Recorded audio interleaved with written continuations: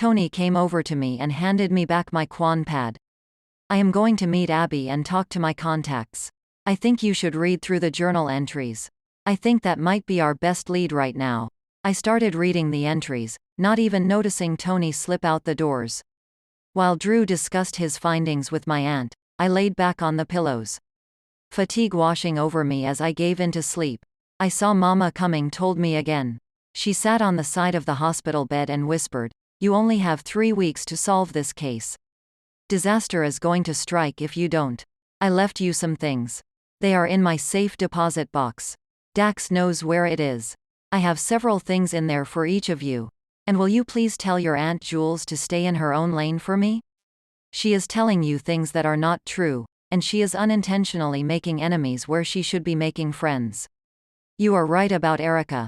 She is not. I wonder if Aunt Jules and Dad's minds were programmed to see the situation different from what really occurred. I think she is somehow involved with all this. I am not surprised. She didn't threaten to kill me in every timeline. And as far as I know, she hasn't tried in this timeline. Why do they think I was at the scene? It wasn't you. It was Allison. Allison? I faintly remembered the name for some reason. Your twin. I flashed on images of us playing dolls, building houses, climbing trees, racing our bicycles.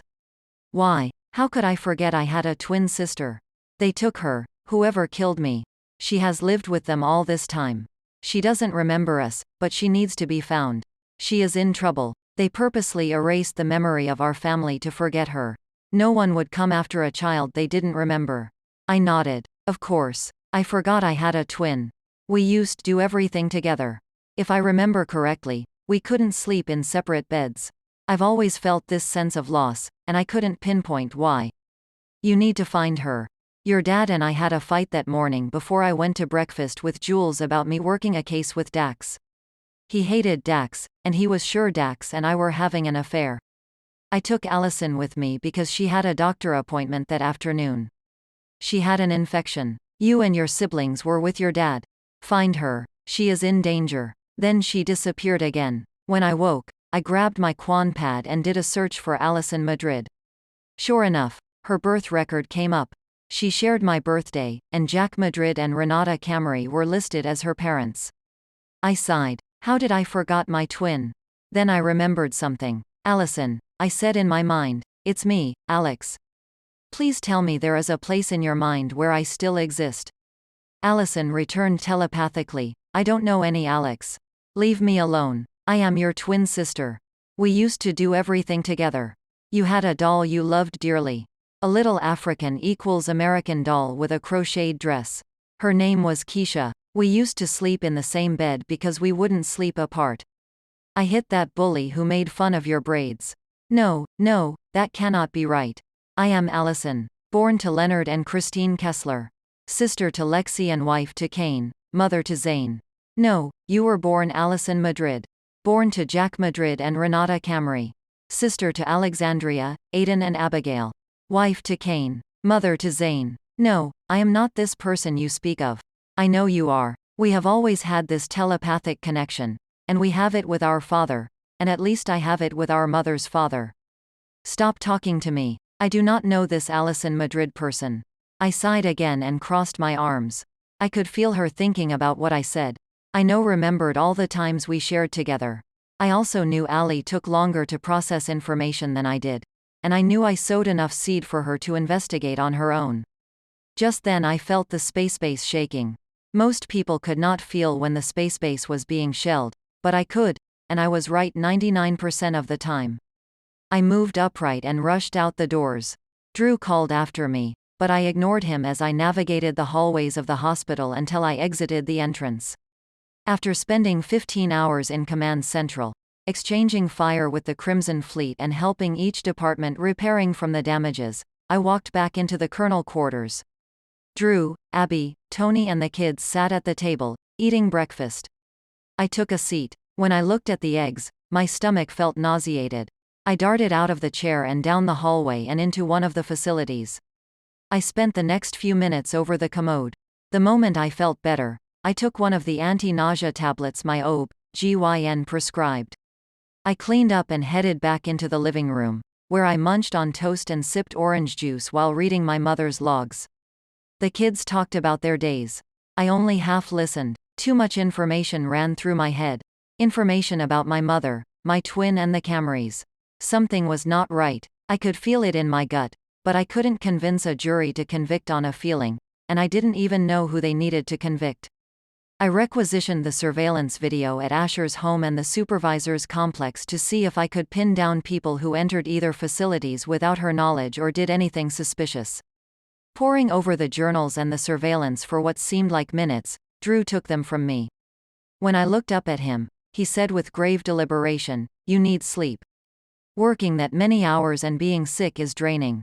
Ignoring him, I asked Tony, "What have you determined from your contacts?"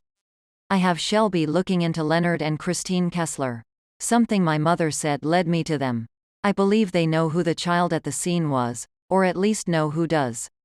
I am going through her journal entries, and I have requisitioned the surveillance video of Asher's home and the complex leading up to her death. Leonard and Christine Kessler came up in my research as well. It is said that they adopted a daughter right around the time your mother would have been killed. I wonder if she could be the child at the scene. From what I have gathered, her name is Allison. I cannot locate any pictures of this Allison Kessler. After Abby left for her appointments, I whispered, I didn't remember her. I swear, I didn't. I know is going to be hard to believe, but Momma thinks someone erased our memories. I don't know. I know that I have always felt like something was missing. Drew and Tony touched my hands. Tony ventured, "What are you talking about?"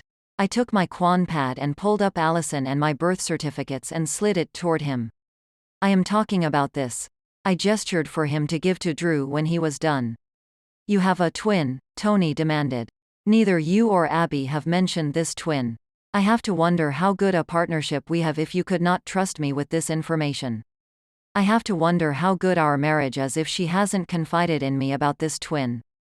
We have been married over 20 years. I put my hand up and declared, I didn't remember her, and neither does any of the family. They murdered my mother, then took my twin, and from the conversation I had with her. Once I remembered her. I recalled our telepathic connection. She was raised by the Kesslers and does not know us. She wants nothing to do with us. All I know is Momma said Allie is in danger. It is going to be hard to rescue someone who doesn't want to be rescued. I cannot believe I forgot her. She and I were inseparable." Drew clutched my hand. "Are you two identical or fraternal?" "Most people think we are identical, but we are fraternal. She has a birthmark on her cheek. Who knows now? Why would someone purposely erase my twin from our memories? What did Allie see? Does she know she is indigoid? If I remember, and this could have changed, but I was an uber empath from an early age and she wasn't. We always had the telepathic link. We need to explore the possibility," Tony advised, wagging his thumb at me, "that they thought they were abducting you, maybe to use your empathetic skills. I guess that could be possible. I don't know. But let's just go back to normal and forget I had a twin. It is clear that Allison Kessler, daughter to Leonard and Christine Kessler, wife to Kane, mother to Zane, wants nothing to do with this life. And if that is the way she feels, I want nothing to do with her. She doesn't want to be rescued, and I cannot make her believe she has been abducted and that we are twins. She is going to have to tell me she wants to be rescued." "What is going on?" Drew questioned, squeezing my hand. "She was 5, she has been raised by these people, and she has no idea that she has a twin." "You didn't remember, so what makes you think she would?" "I remembered after Momma came to me. I remember Allie's doll and building houses. I remember learning to read and helping Allie read. I remember all of it, but she remembers nothing. I am not empathic, Alex, but you are angry about something." "I don't know if it is that she didn't remember you," Drew assessed, turning to study me, "or that you lost time with your twin, that someone erased her memory from you and the family. The problem is that you cannot get upset right now. It is not good for you in your condition." I glared at him. "I get that. I also get that I do not know why I am upset, only that I am." I stood and headed into the kids' rooms. They all looked so peaceful, sleeping. They had no idea what was happening around them. They had no idea I had a twin, that people off the supervisors were being killed.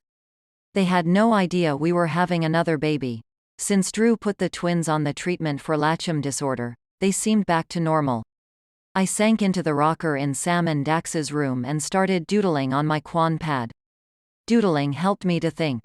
Just then the comm system announced, "Colonel Madrid, Colonel Masters is on the line for you."